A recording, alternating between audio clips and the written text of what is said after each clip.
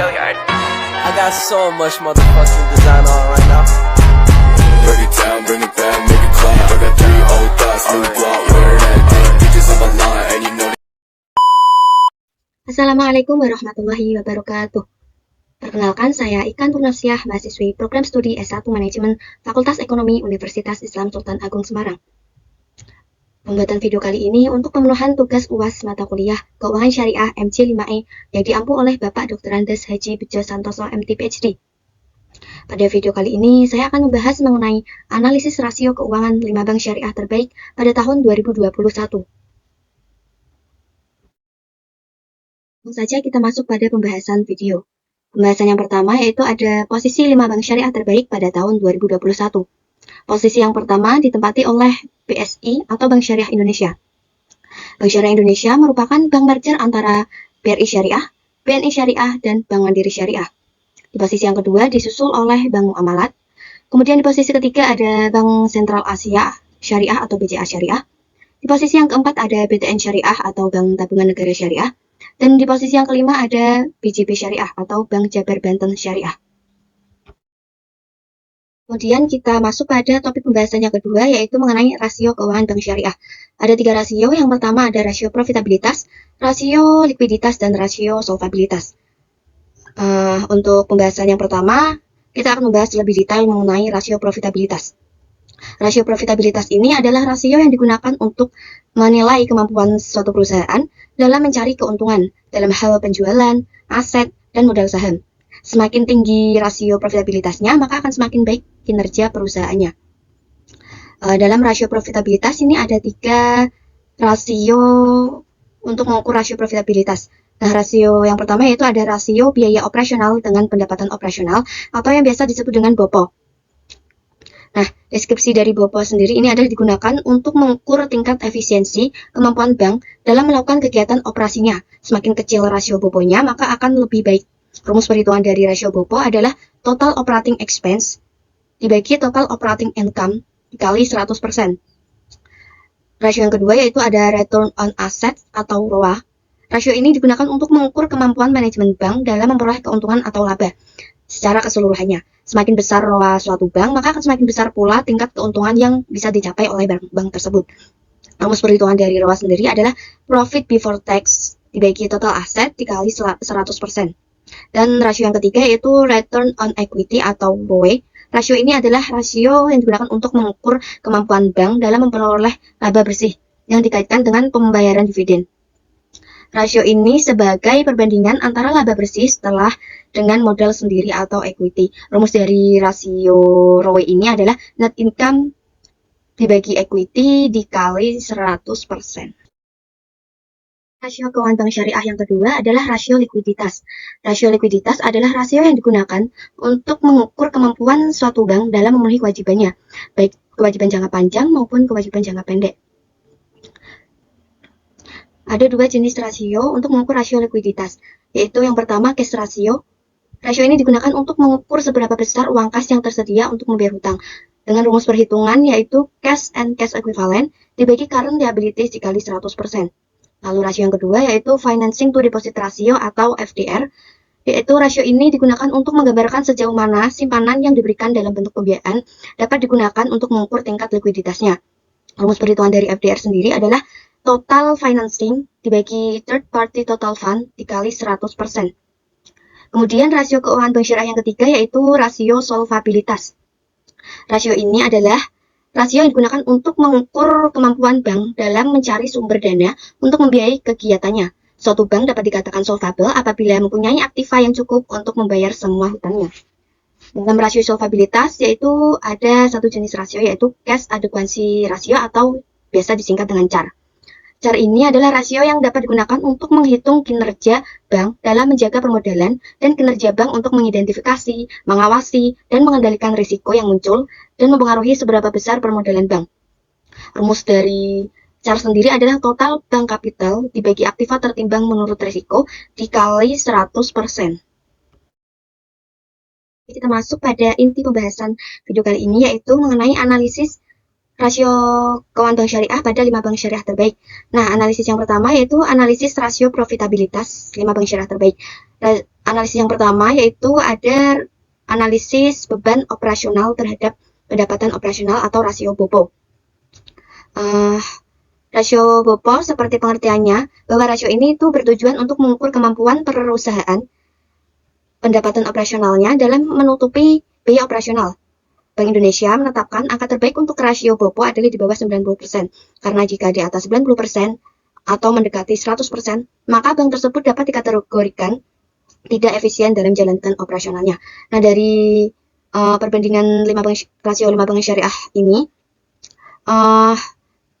bank muamalat mendekati 100%, ini artinya bahwa bank muamalat tidak efisien atau kurang begitu efisien dalam menjalankan operasionalnya.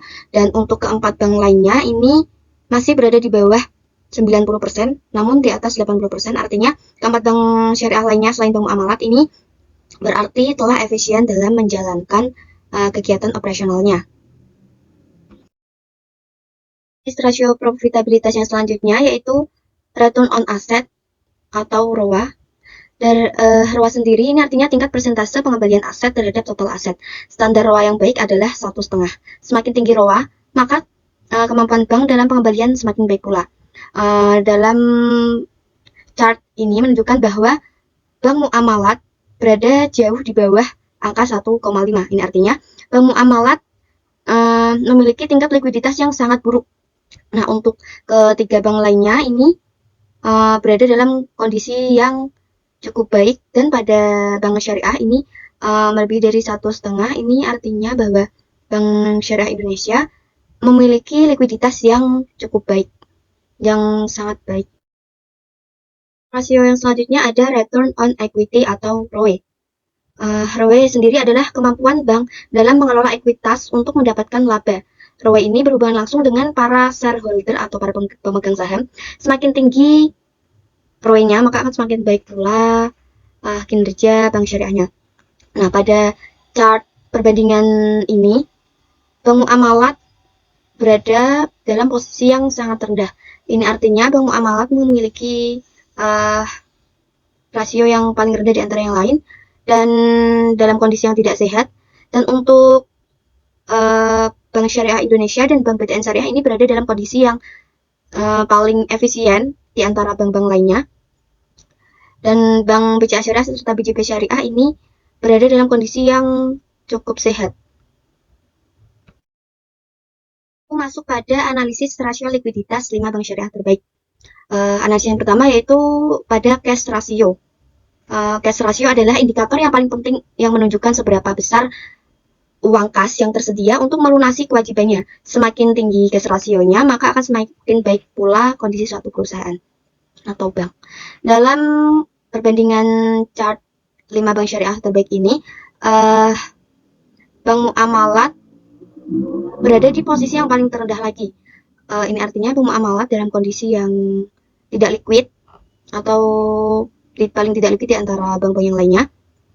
Dan Bank BCA Syariah berada dalam posisi yang paling tinggi tingkat likuiditasnya, yaitu 73,7%. Untuk ketiga bank lainnya selain BCA Syariah dan Bank Muamalat ini berada dalam kondisi yang cukup sehat karena berada di bawah 50%, namun tetap di atas 25%. Selanjutnya yaitu financing to deposit ratio atau FDR pada kelima bank syariah terbaik. FDR sendiri adalah rasio yang mencerminkan perbandingan antara volume pembiayaan dengan simpanan bank. Berbanding terbalik dengan cash ratio tadi, kalau FDR ini semakin tinggi persentase FDR-nya, maka akan semakin rendah tingkat likuiditasnya. Dari grafik atau chart perbandingan ini, Bank Muamalat memiliki tingkat likuiditas yang paling baik di antara bank-bank lainnya karena berada di bawah 50%. Nah, untuk ketiga bank lainnya ini masih ada dalam persentase yang cukup tinggi FDR-nya. Oleh karenanya, keempat bank lainnya ini berada dalam likuiditas yang cukup baik. Yang terakhir yaitu analisis rasio solvabilitas. Pada 5 bank syariah terbaik, hanya ada satu indikator rasionya yaitu capital adequacy ratio atau disingkat dengan CAR. CAR ini menunjukkan sejauh mana aset yang memiliki risiko dapat dibiayai oleh modal. Menurut OJK, sekitar 9,99%. Itu ada nominal atau rasio terbaik untuk CAR. Nah, dilihat dari grafik ini, semua bank syariah yang bersangkutan dari Bank Syariah Indonesia sampai Bank BJB Syariah ini berada di atas 10% semua nilainya. Ini artinya bahwa semua bank syariah, 5 bank syariah ini telah berhasil mengelola modalnya dengan baik. Baik, setelah melakukan analisis rasio keuangan bank syariah pada 5 bank syariah terbaik, dapat disimpulkan bahwa pada rasio BOPO, semua bank memiliki kinerja yang baik karena berada di atas 80%. Bank Muamalat memiliki tingkat efisiensi tertinggi. Pada rasio ROA, Bank Muamalat dalam kondisi kurang sehat, Bank BSI dalam kondisi yang sangat baik atau sehat, dan 3 bank lainnya dalam kondisi yang cukup sehat. Pada rasio ROE, BSI dan PTN Syariah dalam kondisi yang sehat, dan Bank Muamalat dalam kondisi yang kurang sehat. Kemudian pada analisis cash ratio, BCA Syariah memiliki tingkat efektivitas terbaik karena berada pada di atas 50%. Kemudian Bank Muamalat dalam kondisi yang kurang sehat dan 3 bank lainnya dalam kondisi yang baik. Pada analisis FDR, BSI dan Bank Muamalat dalam kondisi yang sehat dan 3 bank lainnya dalam kondisi yang cukup sehat. Yang terakhir, analisis rasio CAR, semua bank memiliki kinerja yang baik serta dalam kondisi yang sehat karena semua bank rasio CAR-nya berada melebihi 12%. Itu saja pembahasan yang dapat saya sampaikan pada video kali ini. Semoga dapat bermanfaat bagi yang menonton. Kurang lebihnya mohon maaf. Wassalamualaikum warahmatullahi wabarakatuh.